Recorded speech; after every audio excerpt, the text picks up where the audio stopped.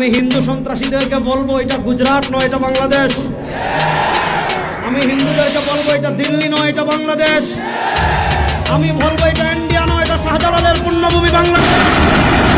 এখানে আপনি আমার ভাইকে পিটিয়ে মারবেন আর পূজার নামে দেশি অস্ত্র আমাদেরকে দেখাবেন। যদি আমাদের সাথে আপনারা খেলতে চান মাঠে আসেন, আমরা খেলার জন্য